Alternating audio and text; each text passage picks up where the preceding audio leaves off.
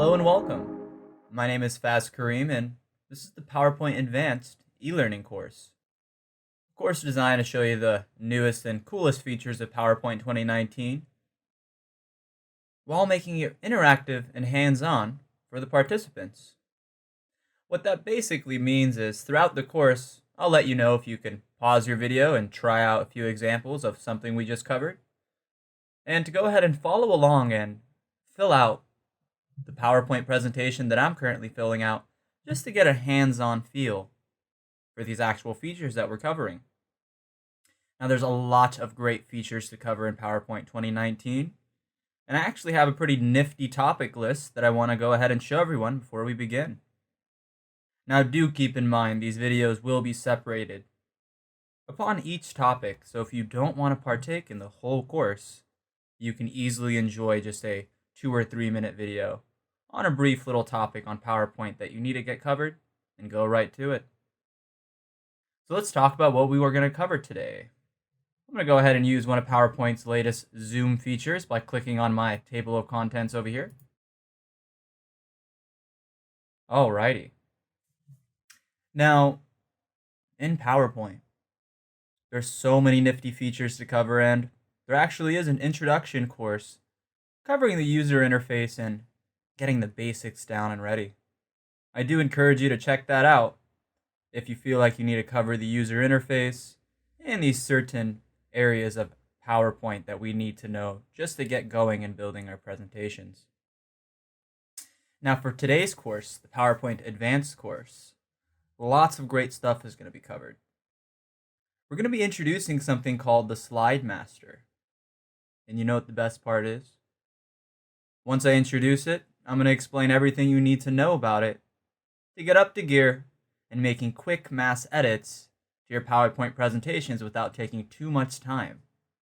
Now, if that doesn't sound nice and lovely, I don't know what does. Once we learn about the Slide Master, you're going to learn that it's pretty useful, especially with the built-in slides that you already have. Wouldn't it be nice if you could make your own slide layouts and decide where your chart goes, and where your text goes, and where your shapes and images all get placed? Well, we can go ahead and learn about that by adding slide layouts to the Slide Master. Now, a feature that I'm a pretty big fan of that I've already used just once, it's called the Zoom feature. I'll use it again. I'll go ahead and go back to the title slide.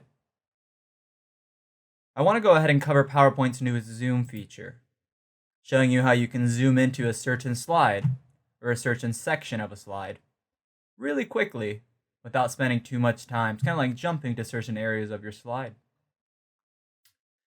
Now, once we cover these fun little topics on how to make a PowerPoint presentation really stand out with these nifty features, we're going to learn about something called SmartArt that's been around for quite some time now, but it just keeps getting enhanced and it keeps getting better and better.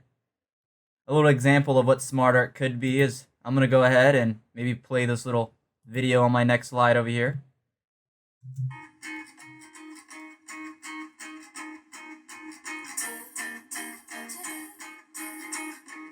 Here we go again, just like circles in my head. You spin me round, round again. I guess I like it when you're here.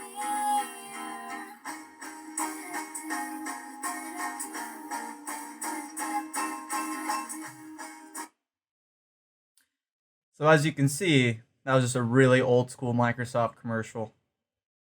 But we have these nice little images with the Microsoft logo, and we have this shape with some text put in it. This is actually SmartArt. There's various ways you can customize it, you can organize it, and you can animate it, kind of like I've done here. We're actually going to go ahead and cover a little bit of SmartArt there and see how we can do that in our own presentations in case we need to. So, I have a lot of fun stuff to show you. Hopefully those little sneak peeks got you excited. With that being said, let's go ahead and get to it with PowerPoint Advanced. Alrighty. So, hopefully you had no trouble finding the introduction slide that's included with this course. If not, you can go ahead and download that PowerPoint presentation, have it ready and open. I'll be waiting right over here. Just go ahead and pause the video. Alright, hopefully you had no trouble finding that. So with that being said, let's go ahead and get to it. Now, as you know, of course, the beginning course of PowerPoint over here covers the introduction to where we cover the ribbon interface and all the nifty little features that we can customize with it. And then we learn about our slide thumbnails that we can go ahead and arrange.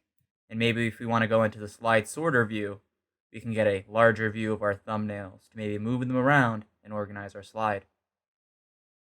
Now, of course, in the introduction class, we went ahead and covered the beautiful notes section of PowerPoint that I encourage people to use if they're dealing with too much text barf, I call it, which is too much text on a certain slide, where they can go ahead and maybe move some of the notes over to their speaker notes that they can see in their slideshow view during the presentation. Now, all these little basics are great to know about when playing around with PowerPoint and building your presentations. But sometimes you want to dive in and you want to get a little more advanced. So with that being said, let's go ahead and go to my third slide over here in my PowerPoint presentation. Funny, there's a little star right there next to it. I'm just going to go ahead and click on this thumbnail to hover on over to it. All right. Things are looking smooth. I'm looking at my slide. A few things I want to point out is I have a background image in it. I have a media video that I've inserted in. And I also have some SmartArt graphics that I'm playing around with. Now, let's look at this overall slide. I have a text box over here. I have an area for my media. And I have an area for my SmartArt. Now this is actually a slide layout.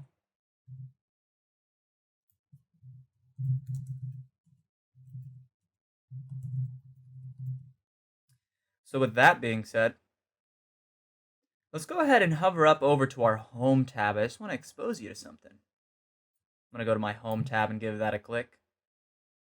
Now, I want to go ahead and access the area where I can see my new slide layouts. So I'm going to click on this bottom option here.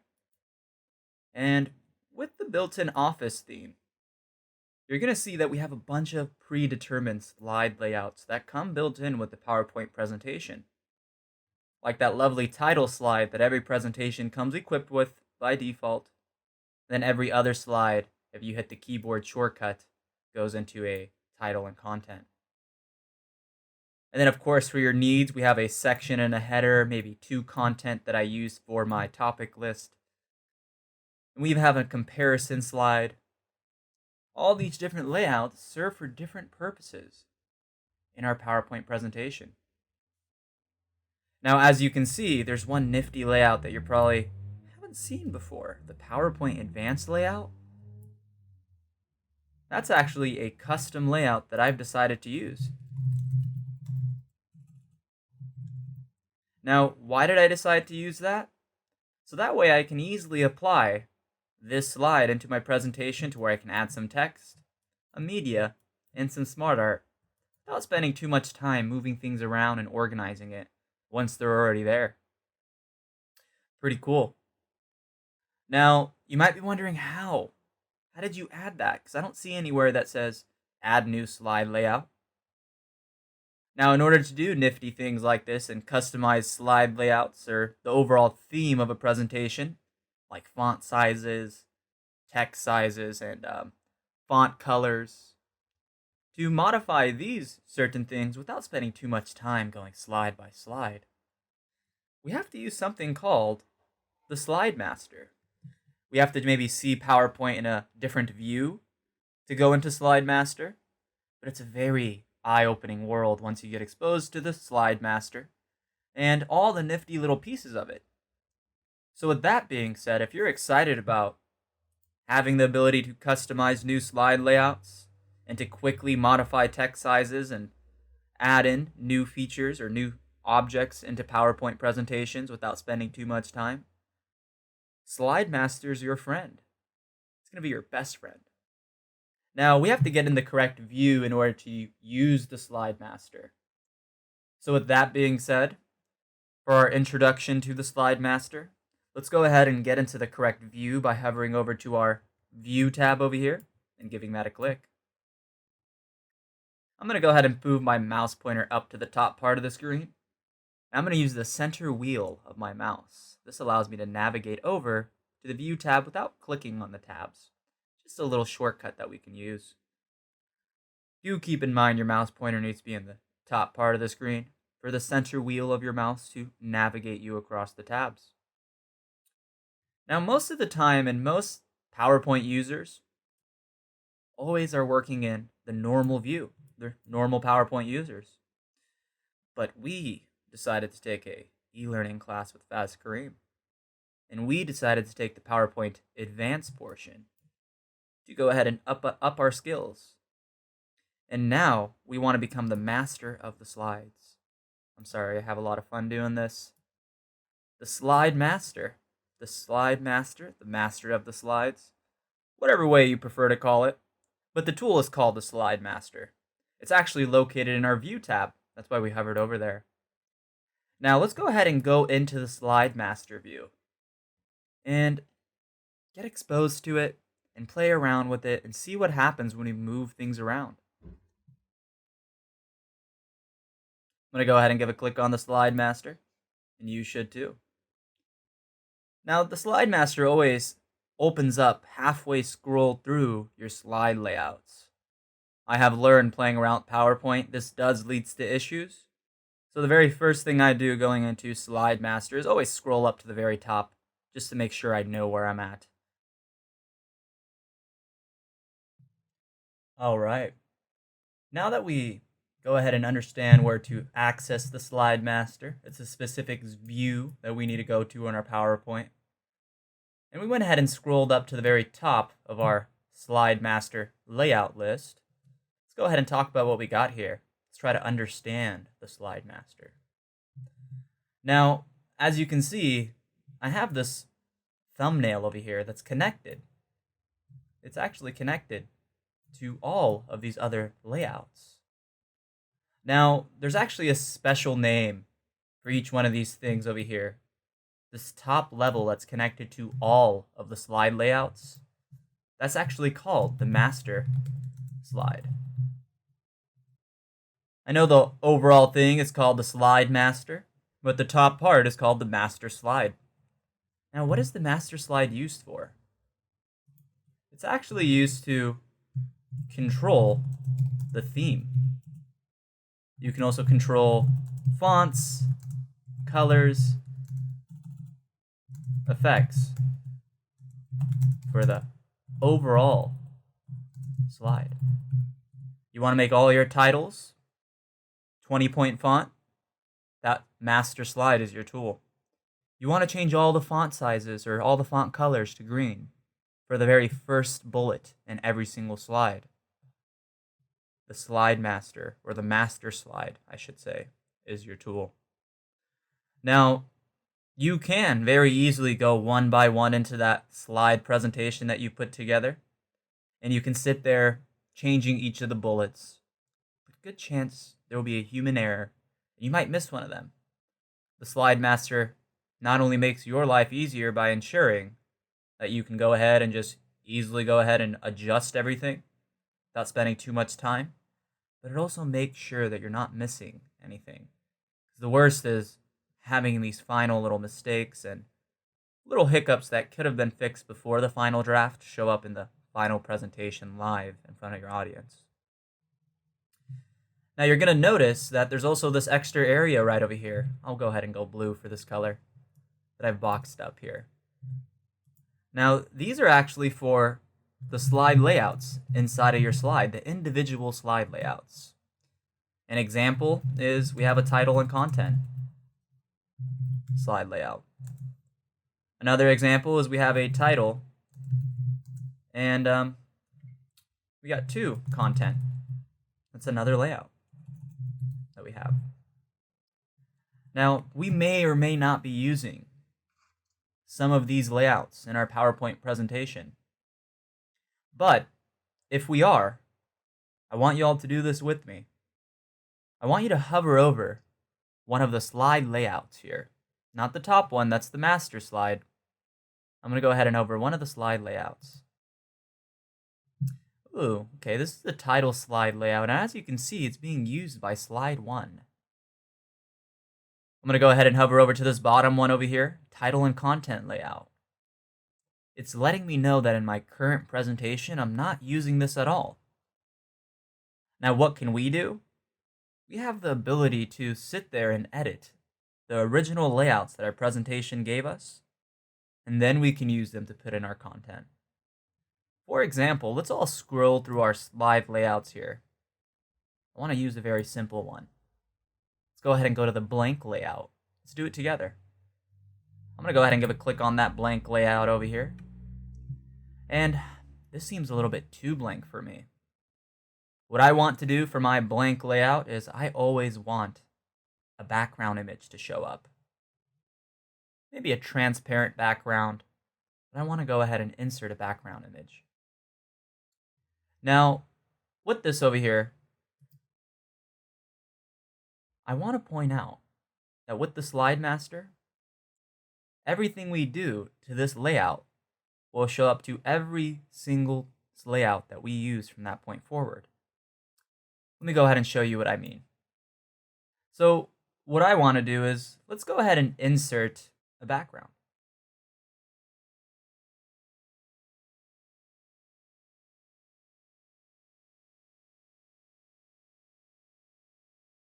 Now when we go ahead and insert this background over here, let's go ahead and choose the option to do a picture or text fill. Nice. I want to go ahead and maybe choose an online image, using being online to find my image for me. Does the job if I want to find a quick presentation image. Saves me time from going to a browser and opening that up.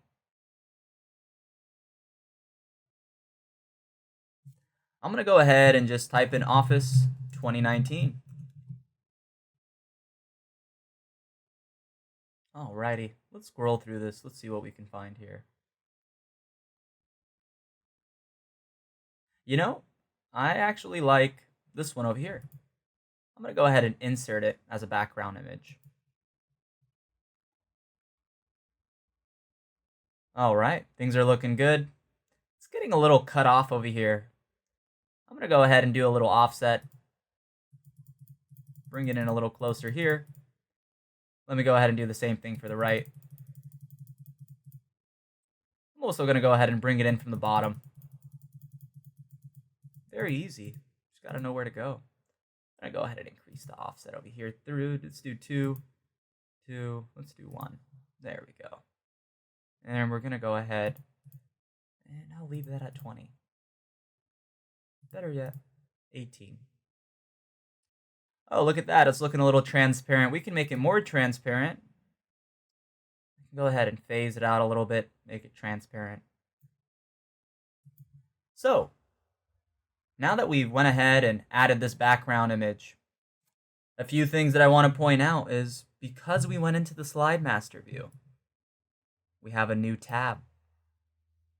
Now the reason why we have this tab is because we're in the slide master view. You're going to notice that we don't see our original 3 slides that we had with our content.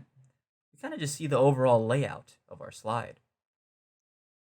Now keep in mind you can always go out of the slide master view by going to the slide master tab and closing the master view. But let's just do a little bit more. Let's just play a little bit more with this slide master.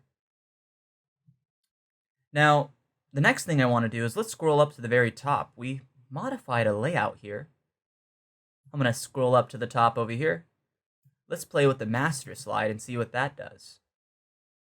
Now, for every single one of my presentations, I actually want to change the font title. I want to change the font, just make it a little stand out a little more. I'm going to do it in my home tab. I'm just going to change it to, let's go ahead and do Arial Black. Makes it nice and standing out. Now I did this to the master slide, which is being used on every single one of my slides. It controls the overall look, the theme, the font, the colors, and the effects for your backgrounds. I'm going to go ahead and go to my slide master view here. Let's go ahead and close the master view and see what we have done. Let's see our creation. Alrighty. So things are looking pretty smooth. As you notice, the instant thing that I'm noticing here, I'm going to close out the format background, is my titles. The font's changed.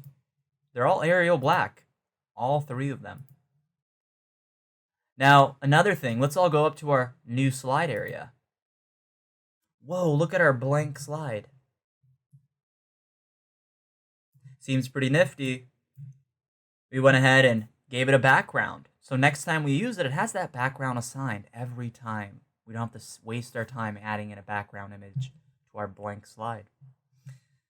Sure, you've been exposed to your company template that has a lot of these office layouts that we can use that they've customized just a little bit, and they've gave it their own names. Let's go ahead and give this one a new name.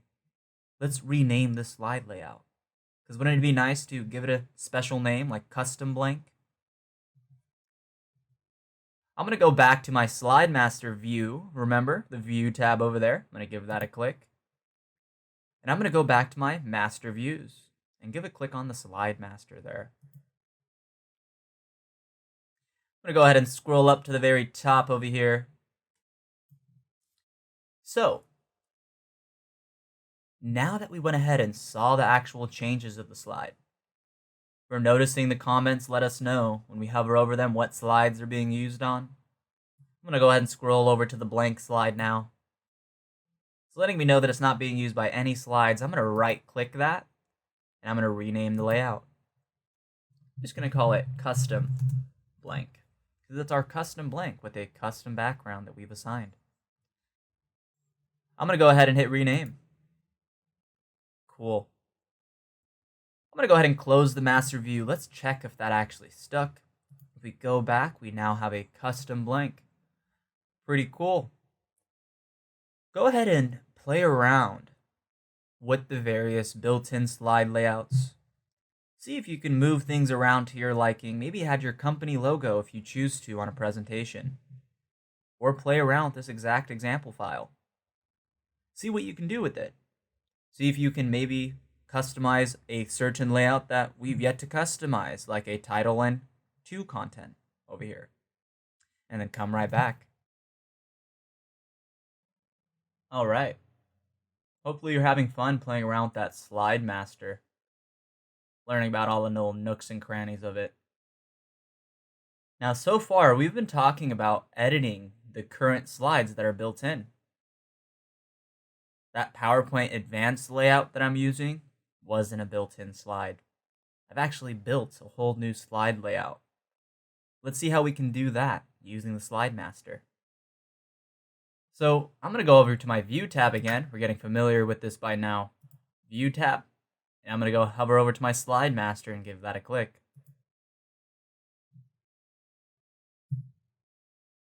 Now, as you can see, I have the ability to go ahead and insert a new layout right up top, allowing me to customize and build a whole layout for myself from scratch. And then we can talk about inserting placeholders once we get there. I'm going to go ahead and insert my layout. Looking good. Now, you can keep a blank layout by removing the title and the footers. Let's do that for ourselves. Let's knock those off. Title and footer gone. Keep it nice and clean. Let's go ahead and give this slide a name. Notice the renames up there. The very first time I did it, I did a right click and I chose rename. You can actually do both. Same thing. Most things are a right click away. I'm going to go ahead and rename this slide. And I'm going to call it the PowerPoint Custom Class Layout. I'm going to go ahead and hit rename. Great, so now that we have the slide layout in place, we can actually go ahead and control the overall look and feel of this slide layout so that when we go to choose to place our content, they already have certain placeholders in play. Now, notice in the master layout command group here, we have an icon that says insert placeholder.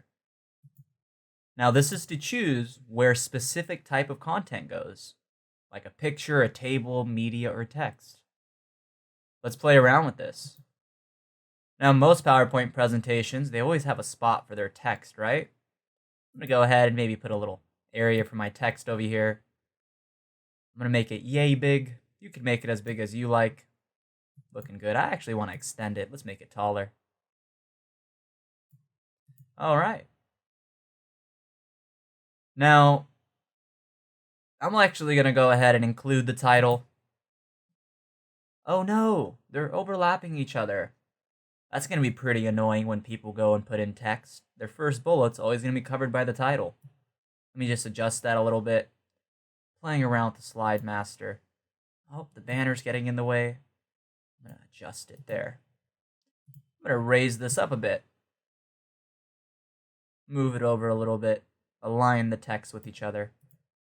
The bullet points are always supposed to be hanging. Alrighty. You know what we should do? Let's go ahead and add a spot for maybe a picture over here. I'm going to go ahead and add maybe 3. I'm going to do one right over here. I'm just going to go ahead and click on this placeholder. I'm going to click on the line over here. And a nifty keyboard shortcut I want you to pick up is Control-D to go ahead and duplicate the selected object you have. Control-D. Nice, we got 2 pictures. I'm going to hit Control-D because I already have it selected. I'm going to go ahead and move this around a little bit.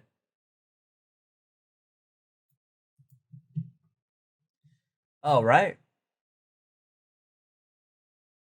Another thing you might want to insert, I'm going to go ahead and insert a placeholder over here, is maybe an area that someone can go access. We've already done pictures. That can be an online picture. How about we go ahead and access an area where someone can insert maybe some SmartArt. I'm going to go ahead and place this right over here. Make it nice and big for me. We'll leave it a little room. There we go. So, another thing I actually want to include, because what if someone wants to go use this one day? Right now, I don't have a spot for my footer to show up. If I have a page number, it won't show up on this title slide. I have removed the placeholder for it. I'm going to go back to my slide master view. It's only there if you're in the slide master view itself. Otherwise, the tab goes away. And I'm going to check mark back on the footers. Alrighty, and there they are. I can go ahead and see my footers and whatnot ready to go. Cool, I've given my slide a name. I've went ahead and made the layout that I want to use. Let's go ahead and close the slide master view. And I'm going to go up to where it says new slide and give that a click. Now we should see our PowerPoint custom class layout inside of the Office layouts that we have built in. Let's go ahead and pick it and use it. Things are looking smooth. The title already has the Arial black. The layout is exactly the way I built it. I can go ahead and, well, maybe if I choose to, I can go ahead and build a new section in my presentation. Let's go ahead and do that, and you'll see why later on in the course. Let's right-click this slide. And let's go ahead and add a section over here. And I'm going to go ahead and call this my new section in PowerPoint. I can go ahead and maybe move this section above my other section that I already had. Just organizing the layouts. Maybe people are taking turns and certain slides are according to them. Build a section for each person. They can work on their appropriate section. So now that we have this over here, a little introduction of adding slide layouts to the slide master. I'm going to go ahead and just fill in some text. I'm just going to go ahead and put Office Products in 2019. I'm just going to put in that we have Word, Excel, PowerPoint, Outlook. We'll just do Word, Excel, PowerPoint since we only have 3 pictures here. Now, you want to know something cool about placeholders is there's actually a little icon that we can use to go ahead and grab a picture. Let's go ahead and give that a click. Ooh, look at that. It's opening up my computer over here to find a picture for me. I can go ahead and select the computer for my picture. I yet to have one currently. So instead, I'm going to select this over here, and I'm going to take advantage of inserting an online picture. I'm going to go ahead and type in Word 2019. I'm going to select this logo and hit Insert. Nice. Exactly where the placeholder needed to go.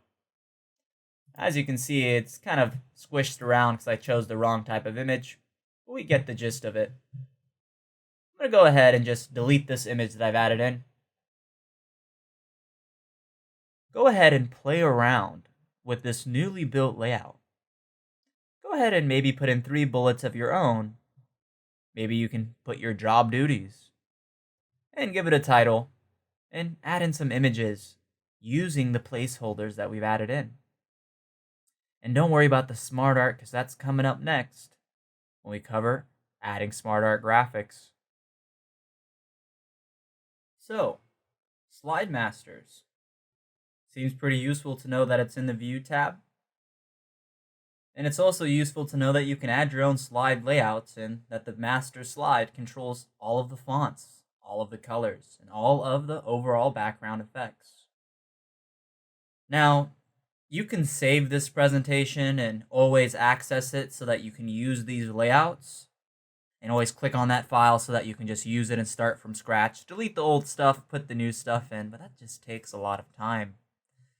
You can actually save this exact presentation as what they call a template.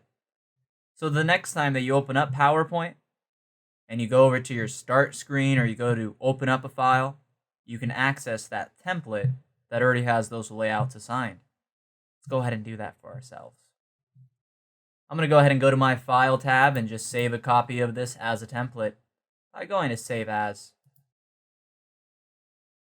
Now, what I need to do instead of just simply changing it for a PowerPoint presentation, I'm going to go ahead and scroll through this list, and one of the options is a PowerPoint template. I'm going to go ahead and select that option there. Do keep in mind it must be saved in this location. It can't be saved anywhere else for you to access your template. It will save, but you won't be able to use it. It won't show up in your start screen. It's because it only looks in this specific folder. I'm going to go ahead and hit save. Cool. Now, if we ever go and click on the File tab and we choose to open something, you can browse through your recently accessed applications over here. But again, these are actual files, which will already have older information into them. If you want to go ahead and access your template and start from scratch again using those layouts, I'm going to hover over to New. And after you built your first personal template, I'm going to give that a click. You're going to notice that we have a PowerPoint Advanced Slides template right over here, and we can go ahead and click that pin so that next time we go to New, we can always use it from here, just like the rest of our built-in themes or templates, they call them. So, pretty nifty over here that we can go ahead and save things as templates. Looking smooth. So, now that we see that over there, hopefully we have a few templates in mind or certain PowerPoint presentations that we've already built that we want to go ahead and save as a template. Or maybe your company already has a template and they've hired a designer that did all these slide masters for you. And you're sitting there and you're accessing the file from your P drive or your shared network drive. And every time you have to delete the old info out. Just clear it out and save it as a template so that way you don't have to do that any longer. Makes your life so much easier. And it saves a bunch of time every time you're going to build a presentation. Pretty nifty. Alrighty. Hopefully we're having a little fun playing around with these slide layouts saving our company templates as templates. Y'all remember clip art? Back in the day, that's all we can graphically kind of put up on screen, so we decided to accept it. Seems kind of, I would call it childish now if we would use it. Elementary kind of. But it had its purpose. Now that we have a more advanced tool called SmartArt, hopefully that can go ahead and maybe show us a visual way to kind of display text. Let's go ahead and do a little introduction to SmartArt using that actual slide layout that we built with the placeholder for SmartArt. Cool, I'm going to go ahead and go to my slide that I've built. I went ahead and just added the Microsoft logos. I'm going to go ahead and click on the SmartArt icon over here inside the placeholder I decided to choose to make my life easier. Now with the SmartArt, there's several types of SmartArt, and they keep adding more through the iterations of our Office products. Meaning these aren't only going to be the only ones that we have available. We have a ton of them. Now, if you want, we can go ahead and look through this list to see all the different types of SmartArts that we have available. Now, with SmartArt, what is this? What are we looking at? SmartArt is actually just a combination of shapes. See, I have a shape and text put together. And it's going to do all this for you to make a nice visual presentation. I'm going to go ahead and just go through the list of all of my SmartArts. Let's go ahead and pick a basic one. Let's pick a list. The basic block list, and hit OK. The very first thing I want to show you over here is, look, there's this little arrow that can be expanded and collapsed. This is for us to fill in the text in our SmartArt.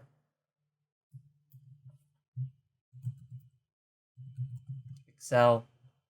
Oh, what if I don't need all these bullets? Well, delete the ones you don't need. I'm just hitting the delete key. I'm going to go ahead and change Excel over to Word, because that starts out first. Keep them consistent. I'm going to go ahead and put Excel over here. And I'm going to go ahead and put PowerPoint. I'll capitalize the P it wants me to. Cool. Making some nice SmartArt. I can go ahead and change the color scheme of this. We can make them colorful. I can go ahead and run through all these different accent colors that I have. Ooh, look, recolor pictures. Don't have any pictures to recolor here. Let's see if we can do the shapes. I'm going to go ahead and get this shape and go over to my Format tab over here. It pops up once the shape is selected. And I'm just going to go over to my shape fill.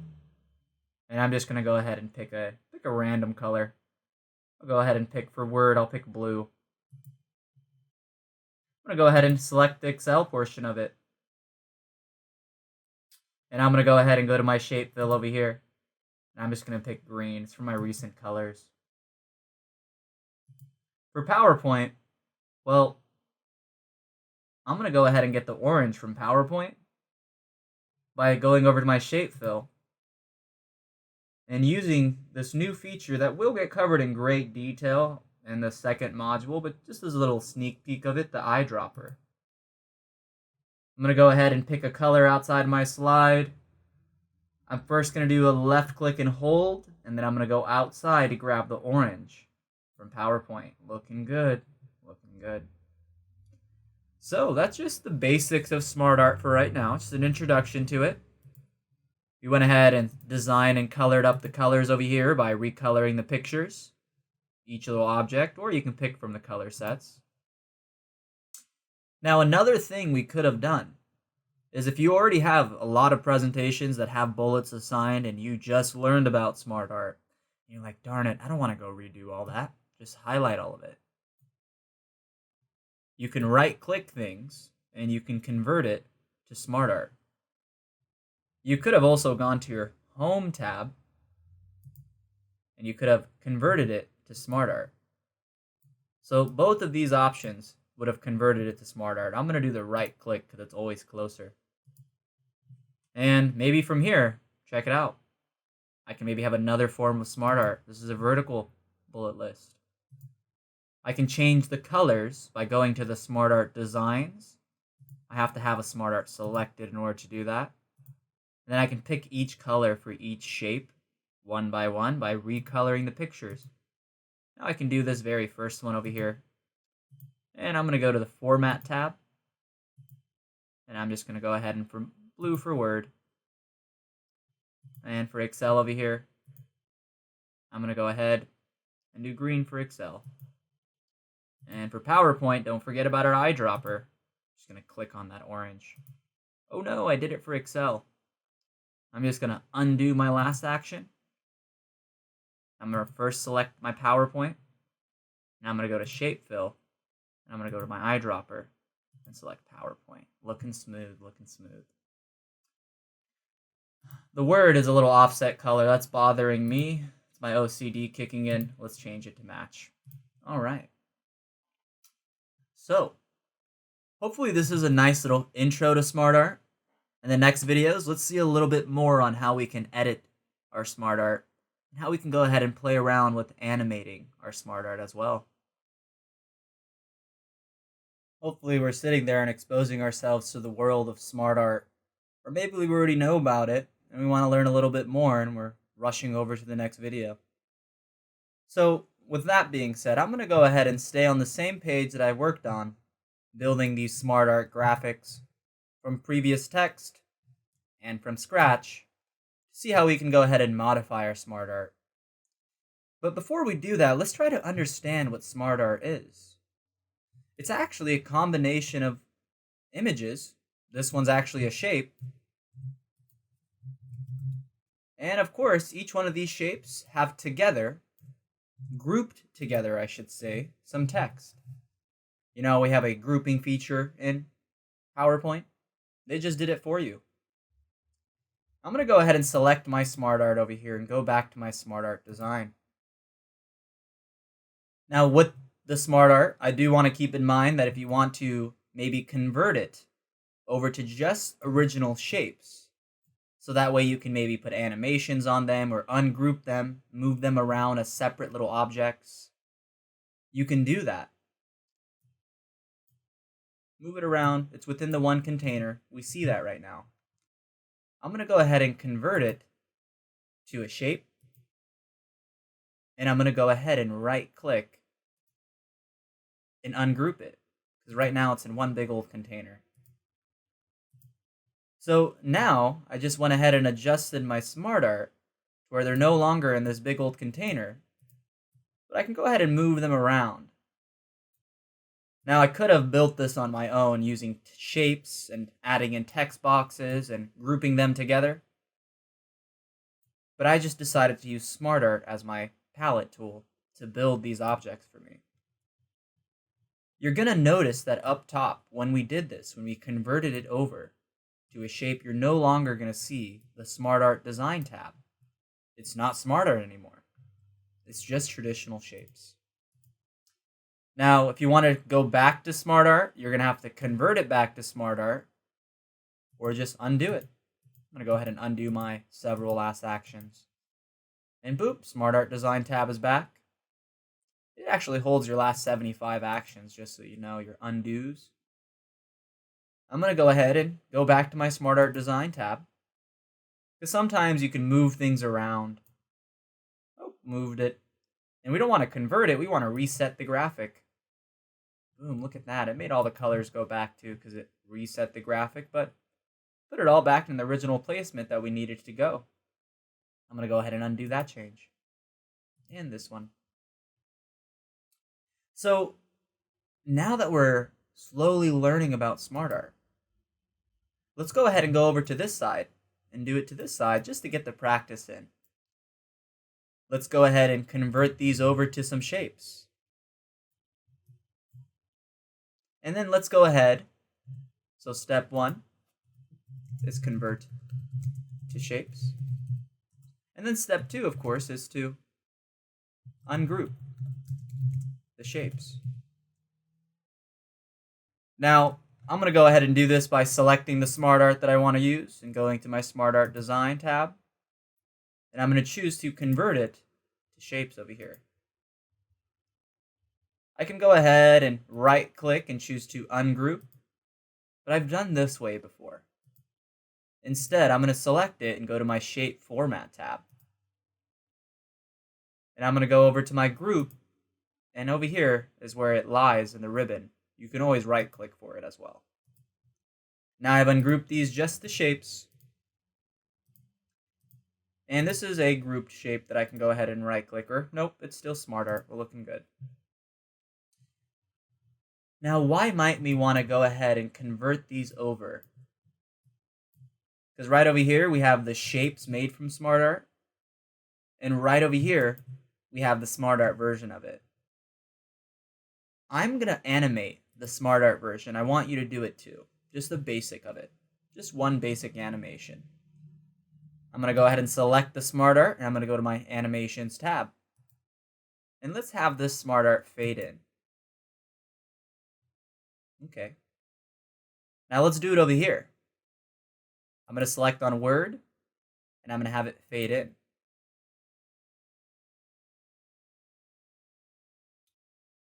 Let's see the difference.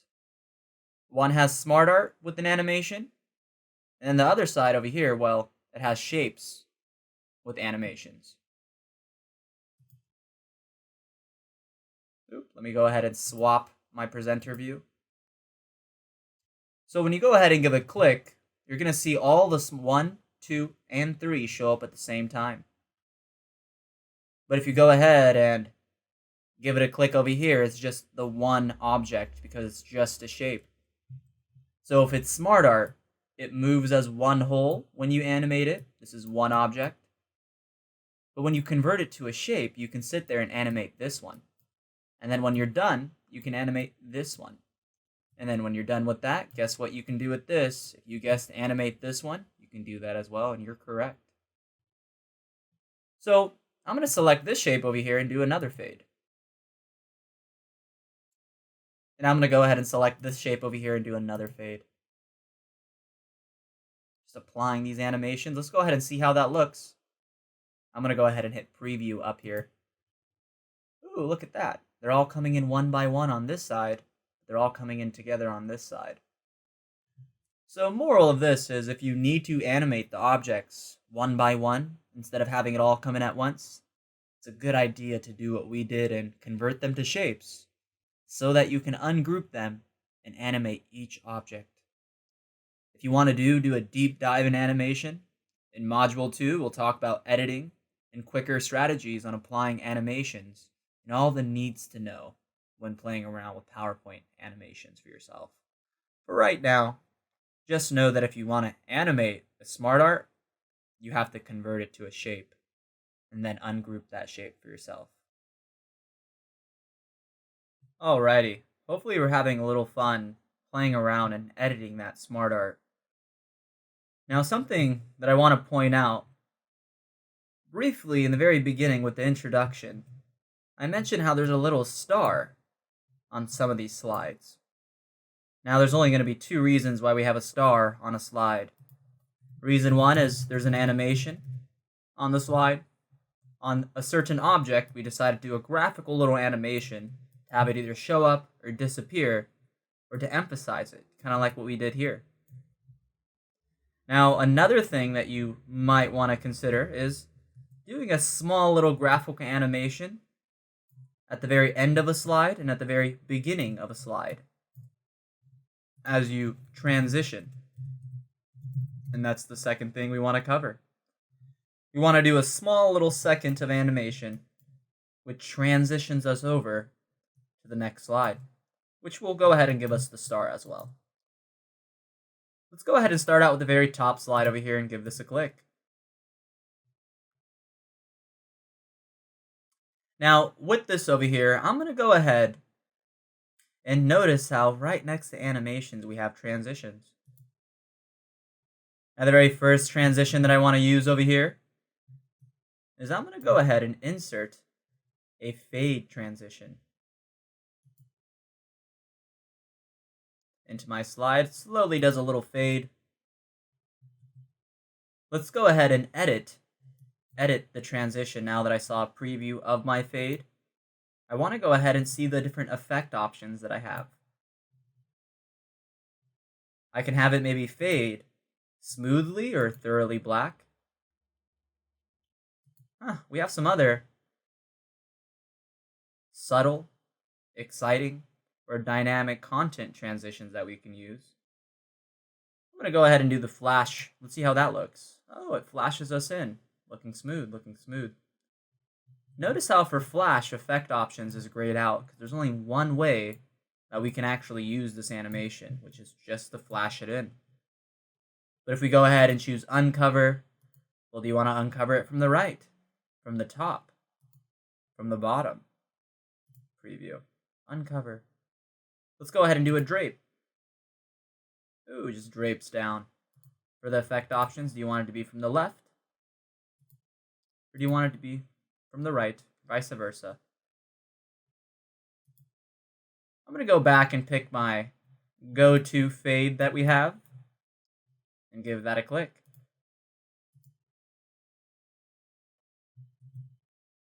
Now I'm going to leave the effect options the same.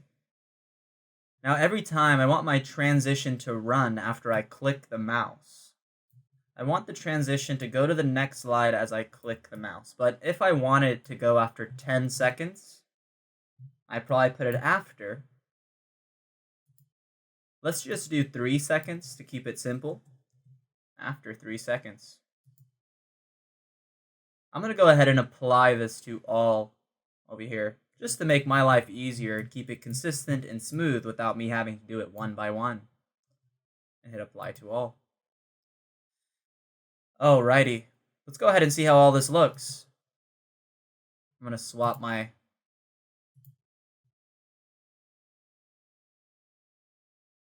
Alright, so every 3 seconds without me doing anything, it goes over to the next slide.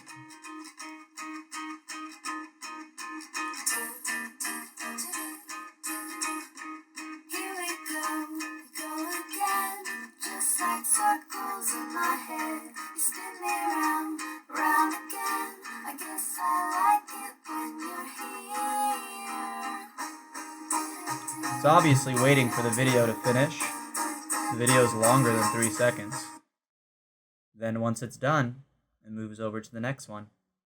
And then after 3 seconds, it ends the whole PowerPoint presentation. Pretty cool, right? Let's go ahead and turn off the after. I just wanted to show it to you.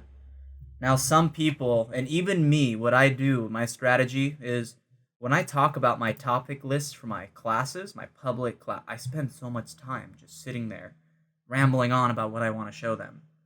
I actually put about a minute timer, so if I am talking too long, it kind of just goes on to it, and that's my cue, letting me know, okay, it's been a minute, we've talked about the outline, let's move on over. Just a little idea for when you might want to use the after portion of it. I'm going to go ahead and turn that off. Cool, my duration of my animations, my transitions are less than a whole second. They're not meant to be too long, just a small little graphical transition between slide to slide. So hopefully you applied all once you assign the fade transition, and you're seeing a little star next to each and every single animation or every single slide. Let's go to our home tab and let's choose to insert a new slide over here that's blank, the custom blank that we built, and see if that's going to have a transition already applied. Ooh, what do you know? Because we hit apply to all, it means for any further ones that we add, it's also going to have that transition as well. Pretty smooth, in case we forget at the very end, it's already done it for us. Go ahead and expose yourself to the various transitions that we have in PowerPoint. Get familiar with that transitions tab. And maybe you assign one of your own transitions that you've customized with the effect options. And you've applied it to all. And come right back. See you soon. Alrighty. Hopefully we're on the blank custom blank that we've built. That slide that we just added in the last module.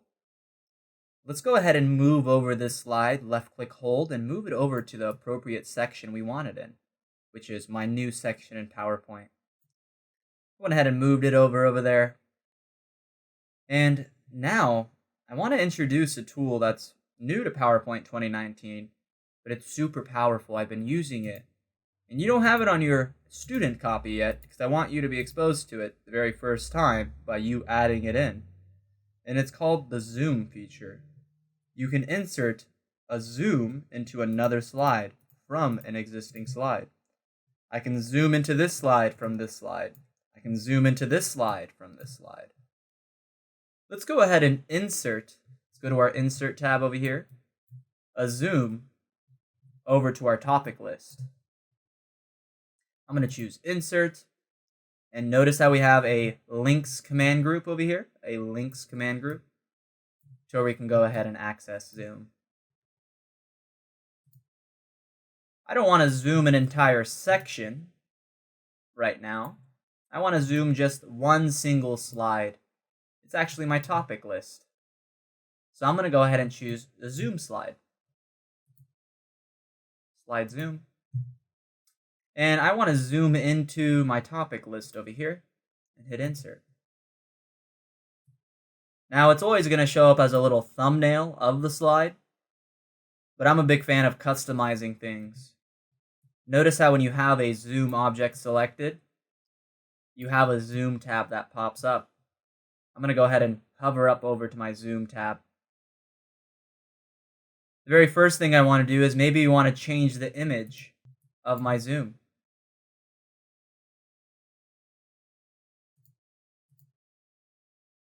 I'm going to do it from the icon sets that we have. There's a lot of nifty icon sets that are built in. You can go ahead and scroll through this. And there's my business ones. I'm going to go ahead and add in the table of contents one. Select it and hit insert. I'll do this one, not the check mark list.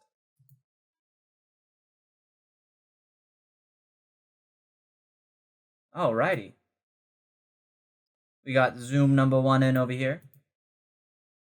Let's go ahead and add another zoom in. Let's go to our insert tab over here. And let's choose to zoom. Now I'm going to go ahead and do a section zoom over here. I'm going to go ahead and do my entire second section. Now I'm going to insert it. Cool, so this will zoom me over to the overall entire section with both slides in there. I'm going to go ahead and select this and change the image for that as well. Change image from icons. What do I want to do with this? This is the student examples. I'll go ahead and do this one over here.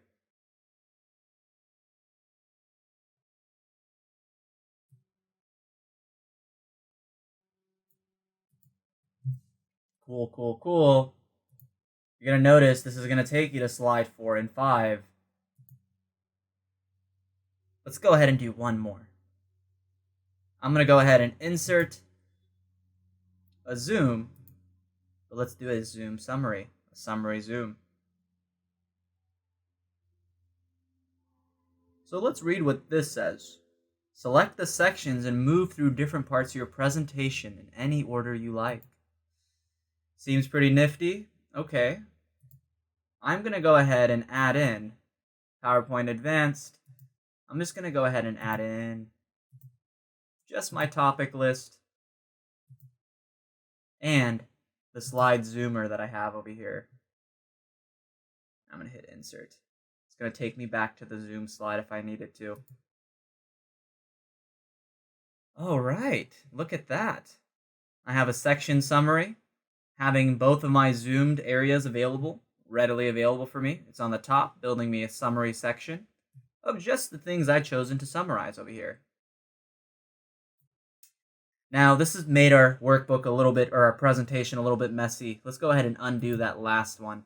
Just wanted to expose you to a summary one.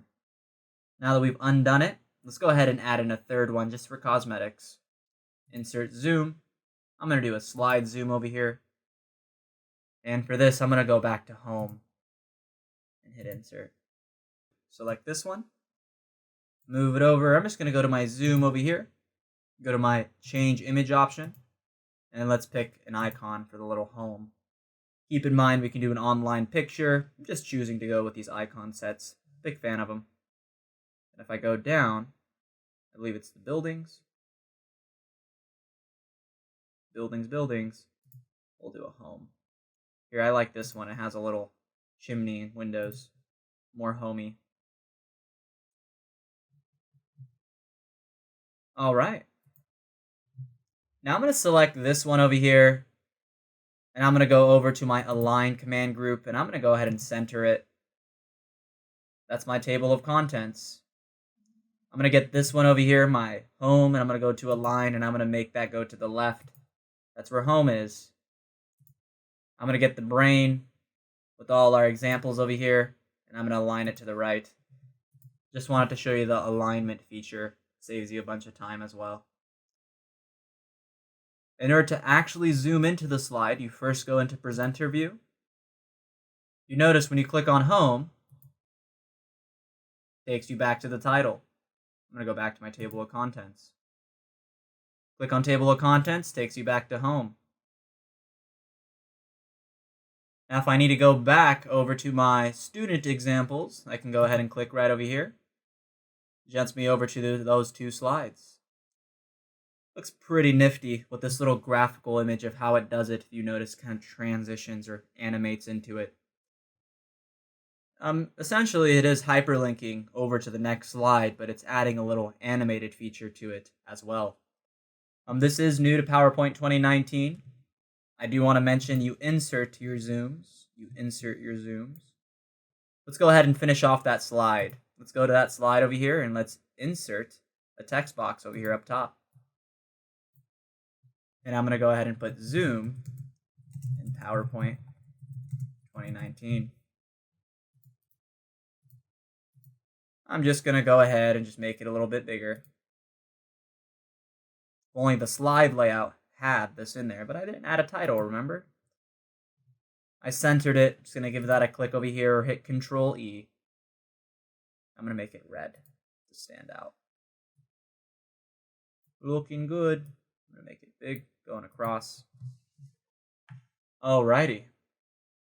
Go ahead and play around with one or two more zooming capabilities that you can. Maybe zoom over to a slide that you have available, just to get the muscle memory of it down and lock in that area that you located at in the Insert tab.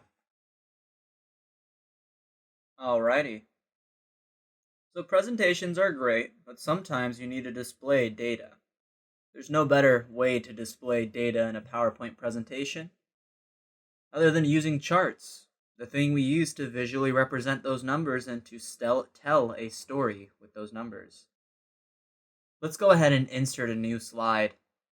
I'm going to go ahead and have it on the bottom of my brand new Zoom slide that we have. Let's do a title and content. Better yet, so we have more practice, let's do a title and to content. Now what we want to do is we want to insert a chart. Keep in mind, if you already have a Excel chart that's already in a spreadsheet, you can easily go ahead and paste that into the placeholder. That's no issue. But PowerPoint does have a built-in chart building tool that you can use, and you can build your charts within PowerPoint. I'm going to go ahead and insert a chart from either here, or if I hadn't had that placeholder, I could have gone over to my Insert tab to insert that chart. I'm going to go to Chart over here. Now I have several different types of charts that I can use. I can even access my templates that I built. Now, let's go ahead and do a very basic one. Let's just do a custom column, just a clustered column chart over here. Hit OK. It's going to open up this small spreadsheet Excel looking thing that we have.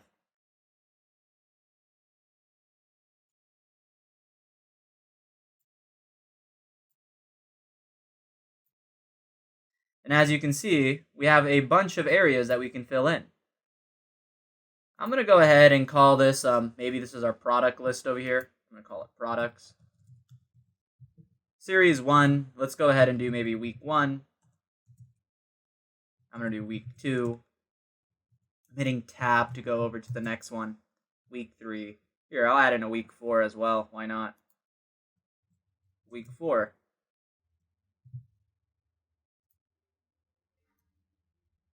Now, just went ahead and adjusted the area that we're grabbing it from. I'm going to go ahead and change my products over here. Let's go ahead and put PowerPoint. And I'm going to put Excel. I'm going to put Word. I'm going to put Outlook.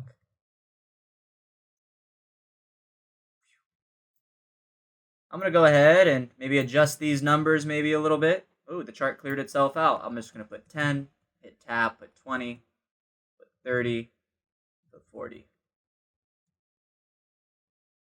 For Excel, I'm going to put 50, 60, 70, 80. If we have some Excel people here, let's use our autofill this time. Let's highlight both values and drag across with that little tiny square. That'll increment it for you. Real simple. And we're just going to go back to 100, 110, 120, and 130. We'll just throw it off a little bit. Cool. And I'll leave it just at that. I don't want to include that extra row. Just include this over here. I can go ahead and edit the data in Microsoft Excel if you're not familiar with this interface, but we don't have to.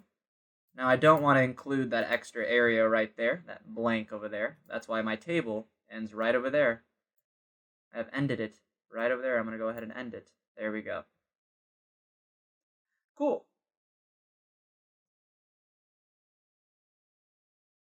Now that we have this in there, we can go ahead and close this out. As you can see, we went ahead and added in a chart. It's really poorly laid out. My title and content, my banners covering things. As you can see, I can move it up. I'll see the headers there. I was wondering where those were. Now, if you want, you can go ahead and edit the chart with these little icons that we have. Let's do it together. Let's go ahead and remove the grid lines. It makes it look so messy inside of a presentation. Let's get the legend and move it over to the top. That's where we typically look first, right? I don't need a chart title because typically the presentation is going to have a title for you. So I'm just going to go ahead and remove the chart title as well. Kind of cleaning up my chart more and more here. Now I don't like how it's leveled over here, so I'm just going to make it a little bit smaller. There's my headers. Cool. So now that I have this chart built in, I can maybe go ahead and add in more data by editing the data up here in my chart design tab. I can go ahead and maybe change the chart type if I need to into another chart after I've decided on the data that I want to use. I can go ahead and style the chart maybe. Let's go ahead and pick a style. I'll pick the Tron looking one. There we go. I'm going to go ahead and change the colors. Notice how we have a colors tab over here. All right. I'm also going to go to this little filter. And maybe we want to just focus on PowerPoint. I'm going to go ahead and filter off. Come on here. I'm going to go ahead and unselect everything and just select PowerPoint. And hit apply. Oh, look at that. PowerPoint's doing pretty good throughout the month. So, now that we're playing around with this chart in the chart design tab, we went ahead and customized the layout of the chart. You can go ahead and reselect the data if you need to. Oop, the data popped up. I don't want to include week 4. Don't include it. Or include it and filter it off like I've done. I'm going to go ahead and close that out. Keep in mind, if you already had a chart from Microsoft Excel, you can just as easily go ahead and insert it in by pasting it in using your copy and paste. From the clipboard, copy and paste, or right-click, copy and paste. Go ahead and spend some time here And this is the final topic for Module 1, playing around with charts yourself on this second content box. Seeing how you can go ahead and add data to it, maybe customize it a little bit, move things around, and come right back. I'm going to go ahead and give this a title.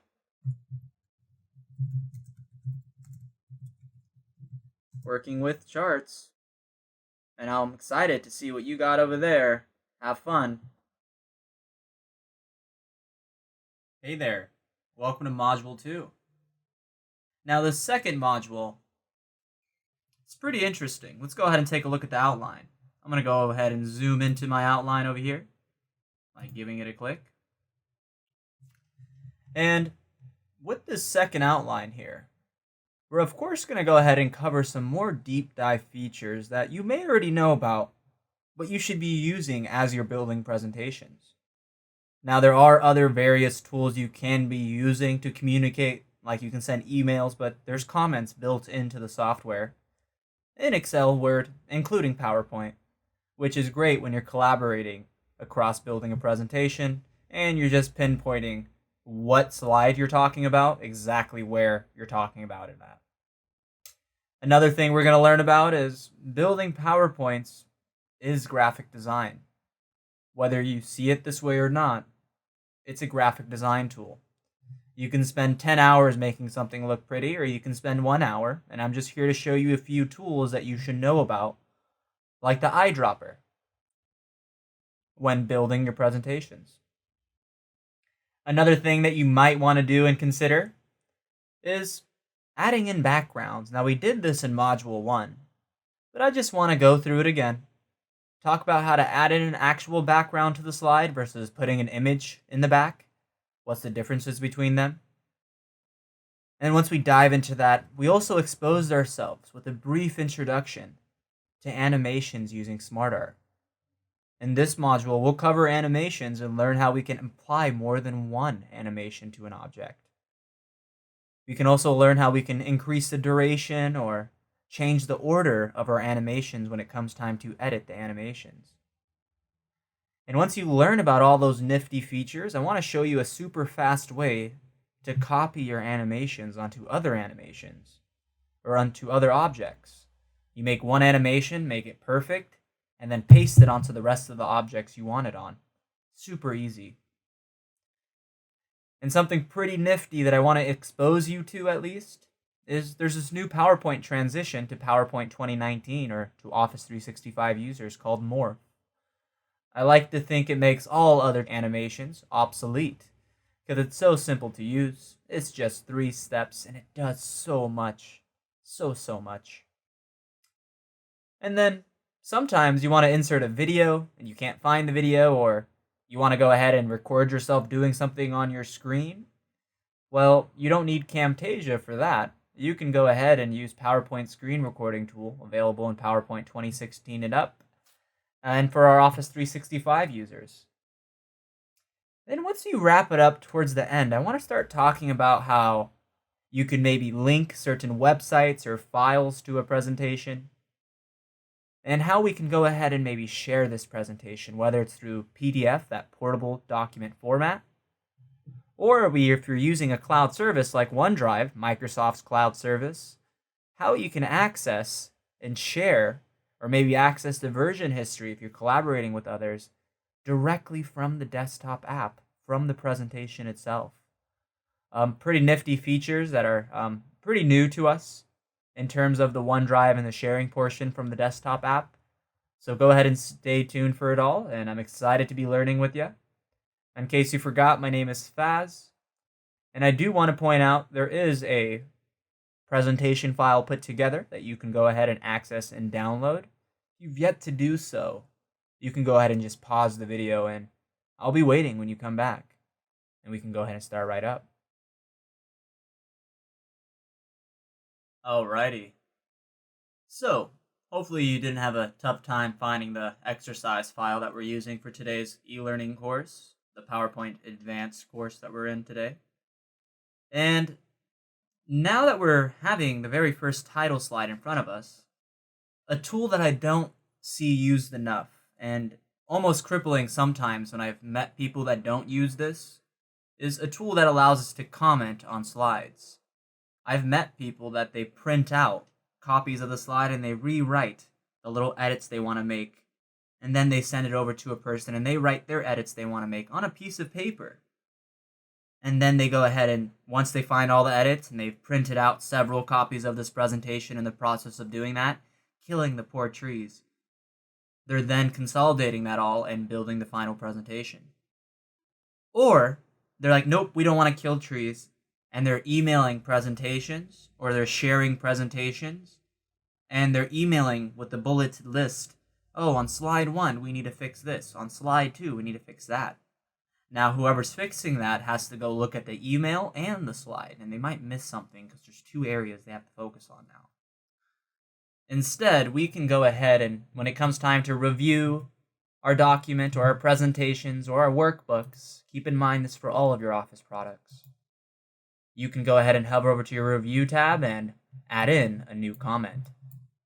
You can add in a new comment to each one of the individual slides. I'm going to hit New Comment here. I'm going to put this title slide uses Zoom, a new 2019 feature to zoom us into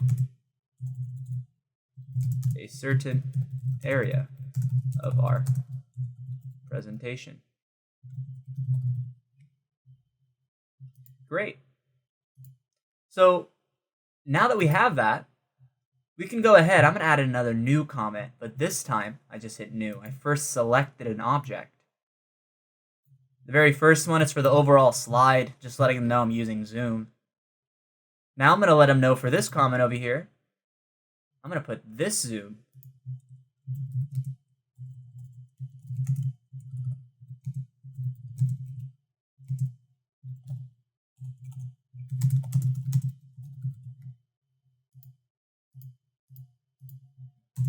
It will not run unless in slideshow mode. That's a useful little note. I'm going to go ahead and get this Zoom right over here and select it and add in a new comment. This is for mod 1 outline. You can right click and go to Zoom. This will allow us to go ahead and jump to it without being in presentation mode. I'm going to select this one over here and hit new comment. This is for mod 2 outline. Just letting whoever needs to use this know that there's a lot of comments in here now. Now, as you can see, these comments, when you go into slideshow view, you're not going to see them on the screen anywhere. The people watching the presentation, they're not going to see them on the screen. This is just to help understand the presentation for the people building it as they're building it, or even you're leaving little footnotes for people to know, okay, this is what this does, this is what that does. For both cases, they're super useful. I want to point out that a slide can show you that you can have a comment for the overall slide or individual objects on the slide like I've done here. If you don't like a certain comment, you can select it and just hit delete and it goes away. You can cycle through the comments by hitting next and previous in the review tab. Or, my favorite, is just turning on the comments pane and showing all your comments. When it comes time to finalize this presentation, you never know who's going to view it. This might be presented to 10,000 people, or it might just be to a group of 3 or 4 highly anointed ones, and you don't want to mess up in front of them or show any mistakes in front of them because they're their CEOs or CFOs, and that's who you're building this for. Well, when it comes time to it, you can go to your File tab, and when you check for issues, you can inspect the document for any leftover comments that you didn't want in there, any footnotes, any authors. I'm going to inspect it. Oh, look, we found a lot of comments. I'm going to go ahead and remove all the comments over here and hit close. Because when you go back, it removed all the comments. There's no new comments. Just a quick way to clean it up. So, within these last 5 minutes, you've heard a little a little spiel about my feeling on comments and why we should use them, so it avoids leading to multiple areas to look for the information, and it just saves paper. And when it comes time to clean up and finalize things, you know that the File tab has a check for issues that can remove all the comments for you, unless you want to open up the comments pane and remove them one by one by hitting your delete key on the selected comment.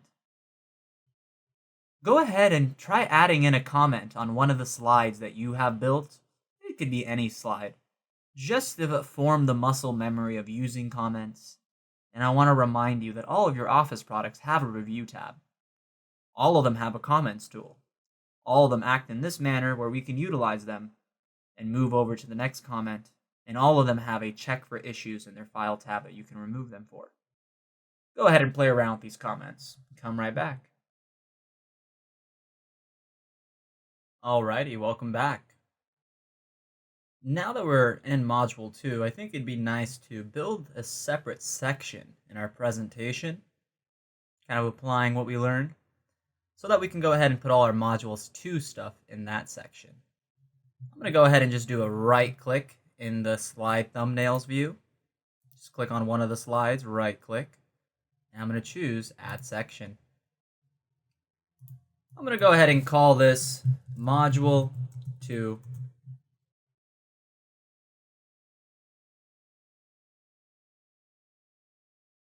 So now that we're in Module 2, the section we just created, I'm going to go ahead and, since that's what we're working on right now, I'm going to move it onto the top. Oop, not what I wanted to do. Module 2, move it to the top. Now that we have this there, what I want to do is let's go ahead and go to our Home tab over here, and let's insert a new slide. Now for this one, let's go ahead and do a title-only slide. And let's put, for the title, Eyedropper.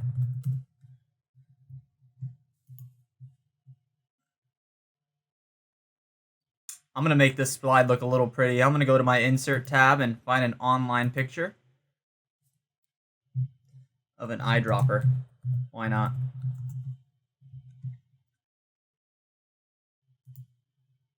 I'm going to pick that one over there.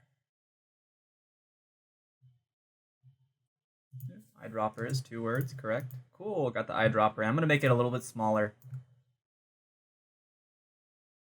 I'm going to get this extra commenting info and delete it.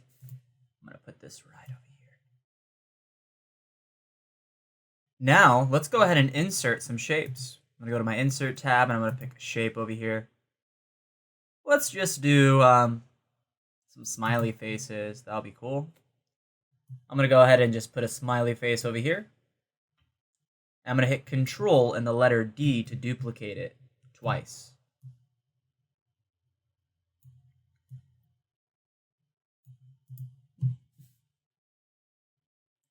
The next thing I want to do over here is, if you want a certain color that's on your slide, I'm going to go over to the Shape Fill option, and instead of me sitting there sorting through my color wheel, I'm going to go to my eyedropper. Now if you want a certain color on your slide, that's simple. You just find the color and you click on it. If you hover over on it long enough, it shows you the RGB color code, and it copies the color over. Now if you want, I'm going to go to Shape Fill, and I'm going to go to the eyedropper. What if you wanted a color outside the slide? You're going to notice that it turns itself off as soon as you leave the slide area. If you first do this with me, and replay the video if it didn't work, first do a left click, and then hold the left click. My left click is held. Now, I'm going to go outside the slide and kind of suck up the color, shoot, into the eyedropper.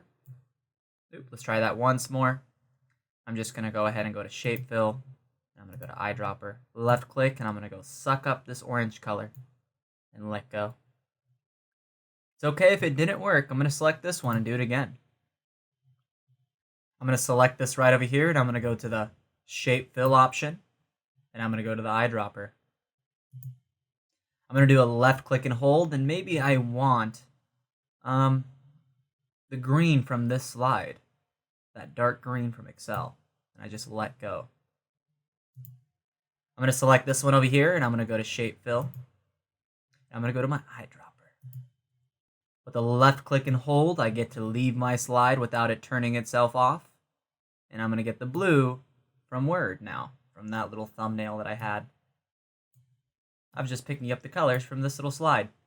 That way I can have the office colors. You know, let's go to our Insert tab and choose to insert a shape. I'm going to go ahead and let's do a donut. And I'm just going to hit Control D twice, and move that over here. This is a pretty nifty feature that you'll forget that you have if you don't use it enough, I've learned. And I just want you to go ahead, and now that you've seen an example, you did it with the instructor saying it out loud, try to see if you can do it on your own without the video playing. Just go ahead and pause the video and see if you can mimic some colors on these donuts that we have. These donuts are looking real nice. Maybe we want a pink donut. We want a green donut. The green eggs and ham. And then maybe we want a yellow donut, because who doesn't want a yellow donut? Alrighty. Go ahead and have fun with that and come right back. Alright. Hopefully we're having a little fun painting those donuts and we're getting a little hungry. I'm fine. I have a little yogurt in front of me. Strawberry and banana. Going smooth. So, now that we have this here and we know about the eyedropper, this is a perfect slide that we can use to learn about animations. I'm going to do Eyedropper plus animations. Ooh, I'm glad this happened. I'm sure it's happening to everyone in the room too. Look at their title. It's getting covered by the little smiley face. I'm going to go ahead and select my title by clicking on the dotted line, making it solid, and going up to the Arrange. And I'm going to bring it to the front. Alright, looking smooth. I can also move it around if I want to. I just wanted to show you bringing it forward and bringing it backwards where I can. So, now that we have the eyedropper and animations portion of it, let's go hover up to our animations tab to do a deep dive on animations. Now, let's select the very first smiley face. And for our very first animation, let's go ahead and open up the list of all of our animations over here by clicking on that More arrow. Alrighty, we got an entrance animation, we have emphasis and exit, and motion paths. Look at that, we got a bunch of animations. Another thing you might want to consider is let's turn on the animation pane. In case we want to play our animations and edit them as we're building it, just turn on the animation pane for you.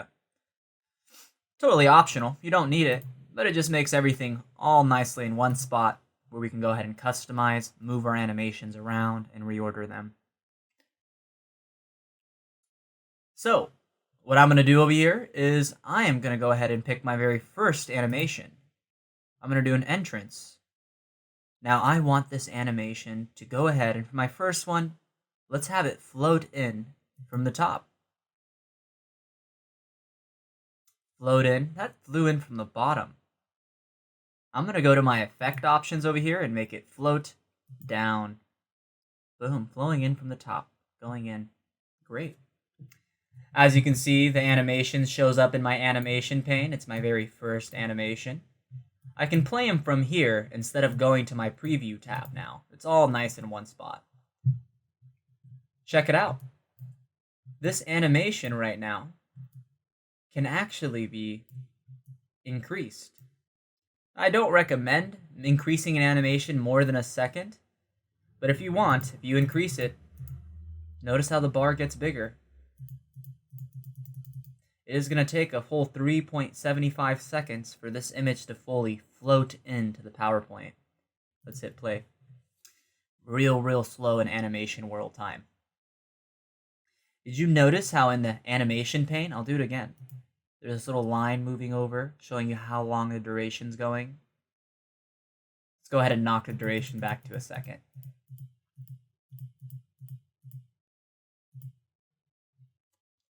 Now, another thing you might want to consider is the delay feature.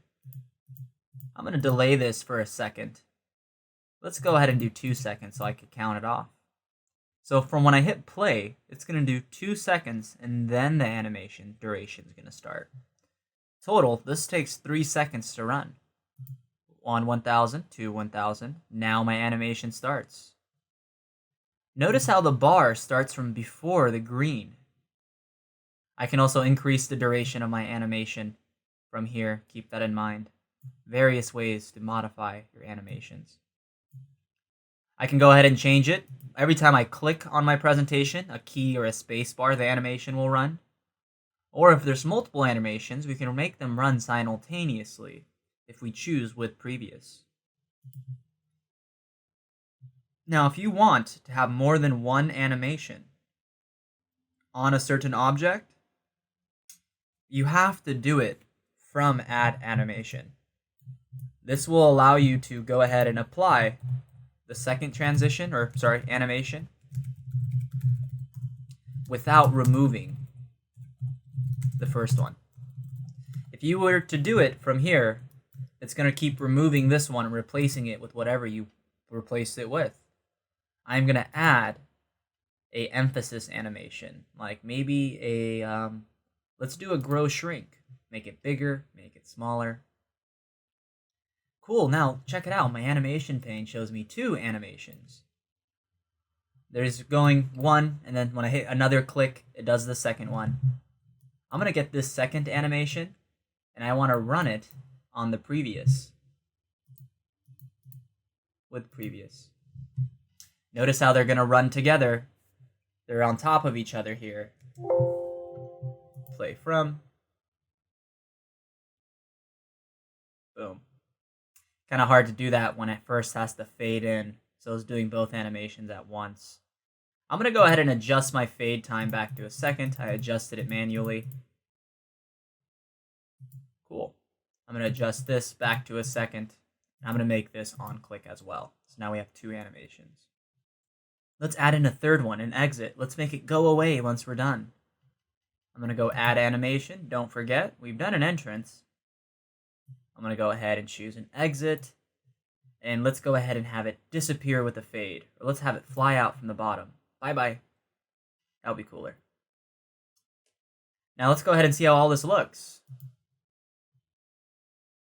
So that went ahead and disappeared. Now let's go ahead and do it from the very beginning.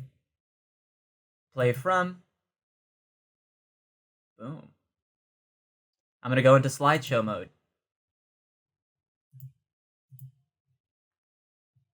The first click is going to drop it down. The second click is going to emphasize it, grow shrink. The third click is going to make it go away.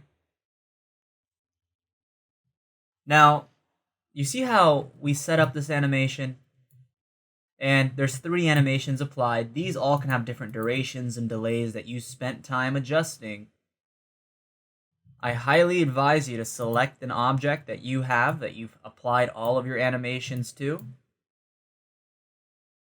And once you do that, go ahead and double click the animation pointer. This will turn it on and lock it in to where you can go ahead and apply your animations to other objects. Now we have 4, 5, and 6. And 7, 8, 9.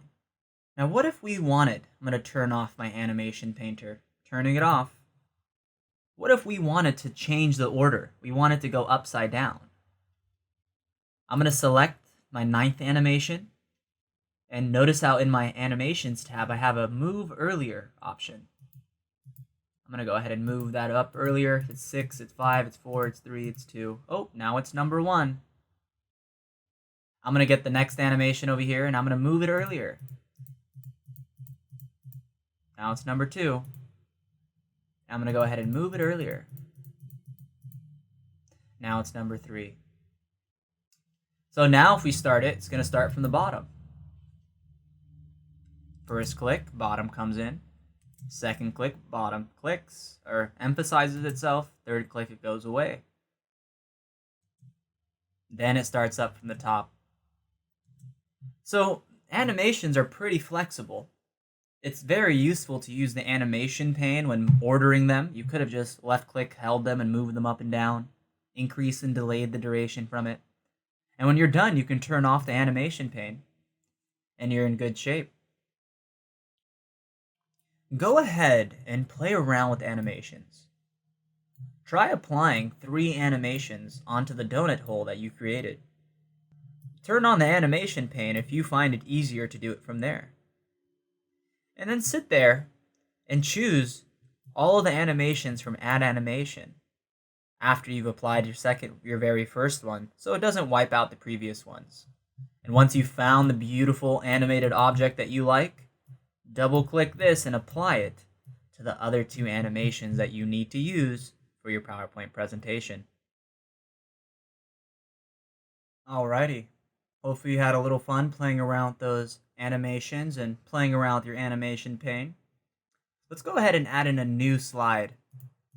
I'm going to add in a title. Let's just do a title only. And start talking about screen recording.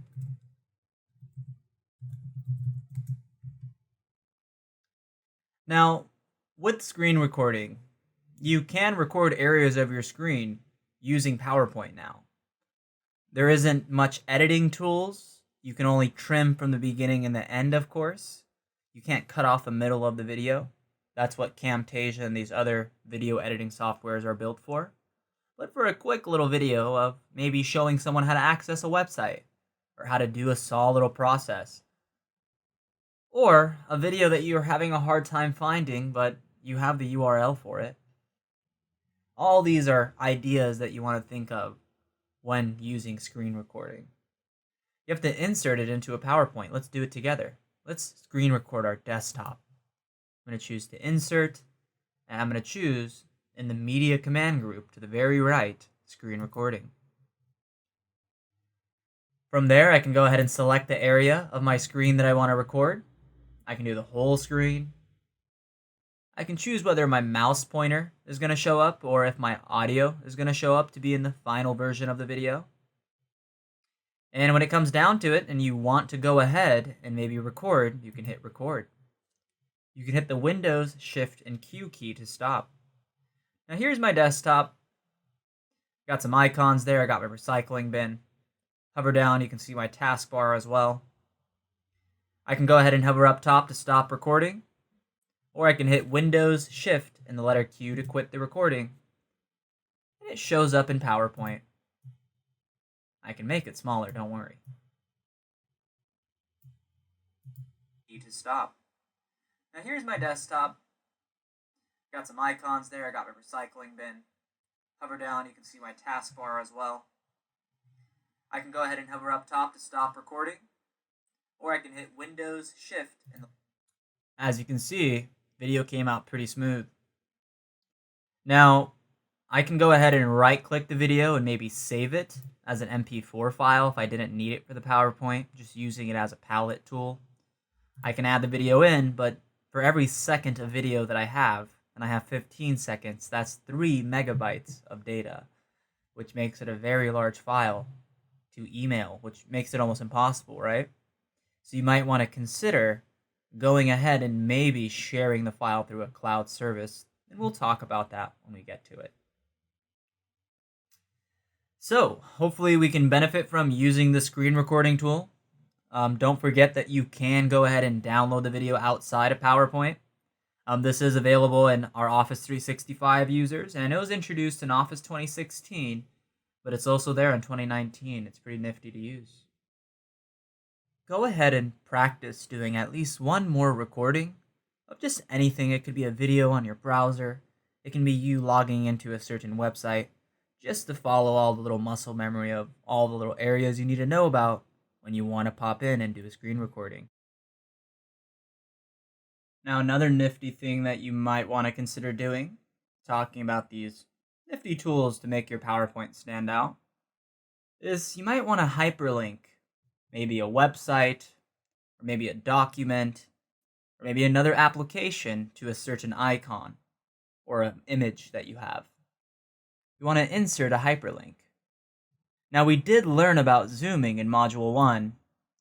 You can even drag a certain section, a certain slide, and it makes it in there for you. I can zoom into this slide over here. I can right click it and I can change the image to it. This, in essence, is a hyperlink if you think about it. I am hyperlinking over to a specific slide. This is new to PowerPoint 2019. This is new to PowerPoint.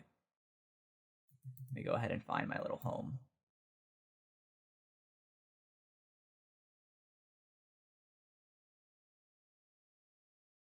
Give it a second. It's thinking, and there's my home.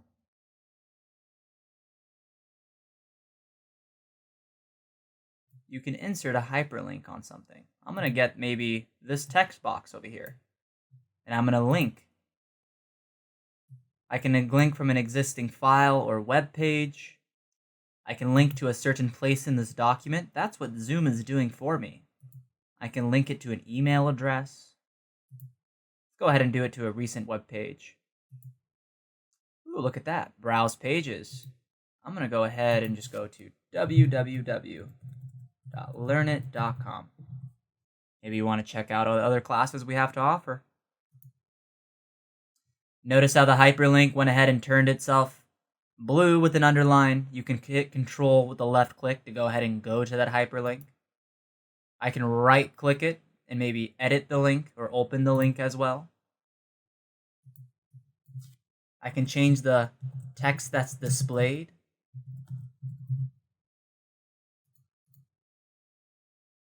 From there.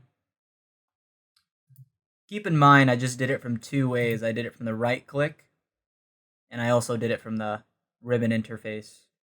Notice how Zoom is right next to it. It's because it's kind of like the version 2 of hyperlinking things. Now, keep in mind, I didn't right click and edit link. I didn't choose to link it to an existing file. Why? Because if I share this, they're not going to have that file that it's linked to. Very rare instances that will work. But just know that it's available to you. So, let's go ahead and add a background to this image, or to this overall slide. Kind of wrapping up these, kind of collaborating, building the presentation, adding in actual content features. I'm going to go ahead and I'm going to insert a background image. I'm going to go to my Design tab over here, and notice how we can format our background. I can choose a solid fill, a gradient fill, or a certain picture, or maybe even a pattern fill. It doesn't have to always be white, just keep that in mind. I can go ahead and change the colors of my backgrounds.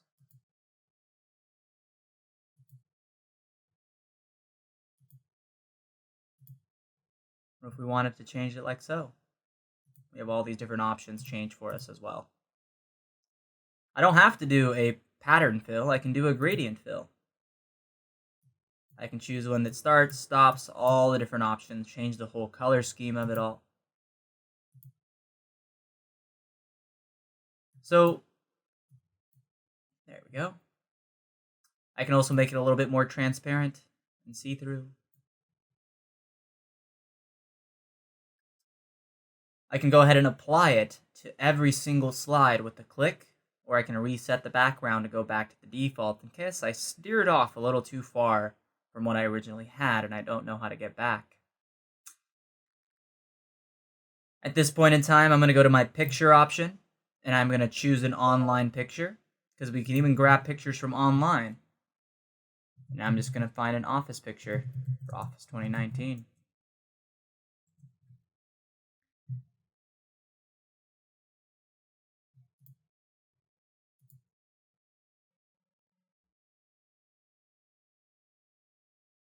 Ooh, that's looking real big. Let me just go ahead and adjust things a little bit.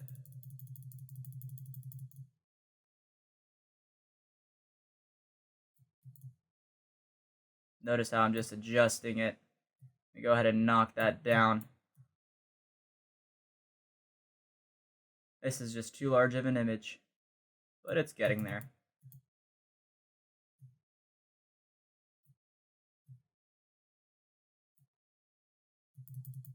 Just slowly playing with it.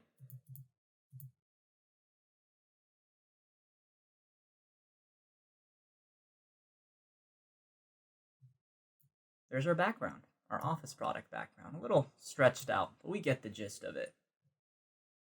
So now that we see all these different little features that we have, let's talk about how we can maybe share this presentation.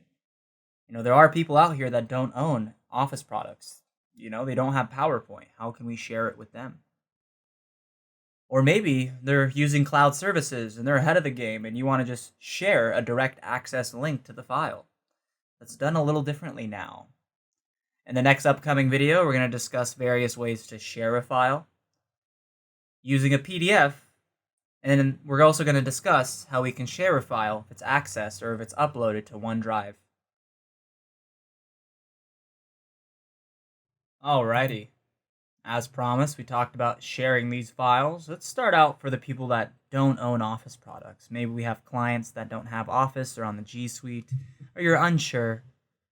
Well, they've built a PDF file, portable document format, for those cases. So where you can still view the file, but you can't edit or kind of add content to it. All of your Office products can convert themselves to an Adobe patented PDF file, the portable document file format. I'm going to go over to my File tab over here and choose to export my PowerPoint presentation. Now, of course, you can make it into a CD, of course. That's a little outdated now, I'd like to think. You can make it into a video if you had audio played into it. But we want to make it into a PDF. Let's go ahead and hit Create PDF over here. I'm going to save this PDF on my desktop and just hit Publish. It's publishing. My status bar is letting me know that. A browser can open up a PDF. Anything can open it up and check it out. I've now converted it. This is not going to play. It's just a thumbnail of it. These zooms, they still work. Check it out. Go home. Boom. They all still work. It's just that it's a portable document format. It's a PDF now. You can go ahead and check it out on my desktop. That's the file I created. PDF files are smaller than the original source file. It's kind of like taking a picture of a file and showing it to someone. Now go ahead and use this route if you're unsure if they have an Office product and are not sure if they can actually open up your presentation. PDFs will never fail you, even if you're using a Windows and a Mac and there's cross-platforms going on, you're still fine. Up next, we're going to discuss saving files to OneDrive and how we can share a file if it's already uploaded to OneDrive. Now this form of sharing is if we're using OneDrive. We're using a cloud service made by Microsoft where we can upload our files to it and we can access it on our mobile devices or through office.com through a web browser.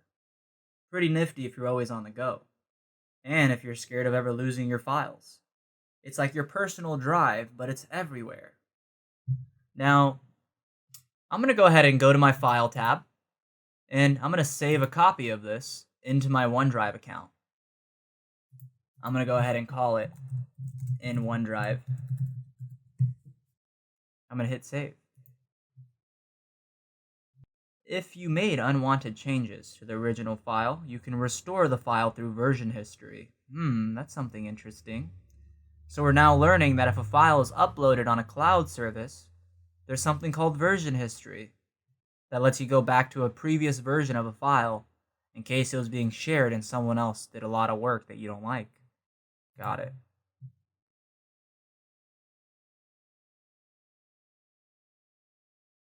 You're going to notice that when you have a file on OneDrive, it automatically turns on autosave. Every keystroke is now being saved. You're also going to notice that the title bar has become much more interactive. You can change the name of a file once it's already open now. Well, growing up, I was taught, my background's in computer science, that you weren't allowed to rename a file when it's open because it's going to get lost in the memory. It just doesn't know its name anymore. So with that being said, they now allow us to do it because the file's online. It kind of doesn't live anywhere. It lives in the cloud, they call it. From here, because it's a cloud-based file, I can share the file with anyone. I can share it with anyone with a link or specific people. I can allow or make it read-only. Let's see if this name. I'll go ahead and add Fast Kareem in. And I'm just going to send a share link. Boom, I've just shared the file from my training account over to Fast Kareem. Now we both have access to this file.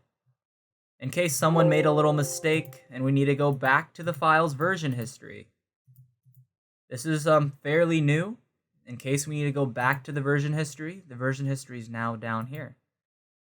It opens up a side little window to where we have the version history today. This is when I just saved the file at 4:09. I can go ahead and restore previous versions from here if I need to. So the more modern way of sharing files, of course, would be to go ahead and upload it to OneDrive and share it.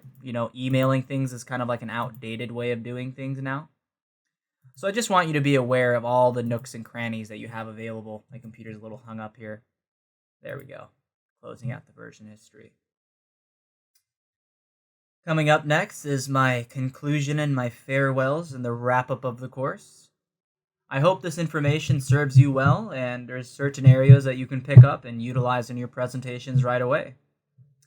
Thank you all, and be sure to check out the intro course. If this seemed a little too advanced, you'll make sense of a lot of nooks and crannies that weren't explained, like the slide thumbnails, the notes section that we have, the slide presenter view, and all these different areas that we should know about. Just the basics of PowerPoint. Alrighty, so I just want to congratulate everyone for completing both Module 1 and Module 2 of PowerPoint Advanced. In the very first half of class, we talked about setting up our PowerPoint presentations, learning about new features like SmartArt and how to add new layouts to it, and setting up different navigation tricks like zooming into things, and how to work with data at the very end, because that's something we might have to do, or down the line consider. And then when we went into Module 2, we did a deep dive on nifty features on adding in content, like commenting when we're collaborating, getting the colors we want with the Eyedropper, inserting backgrounds, and all the various ways you can upload pictures from online and change the transparency effects.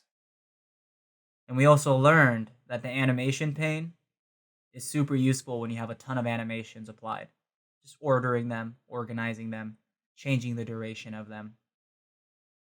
Now at the very end, we kind of dived into random little tools that we can go ahead and cover, play around with, and then what's all the use of this if we can't share it? We learned about how we can go ahead and do a deep dive in sharing things through a PDF and sharing things through OneDrive, where organization currently has that enabled, and we're using cloud services. I do want to say goodbye and my farewells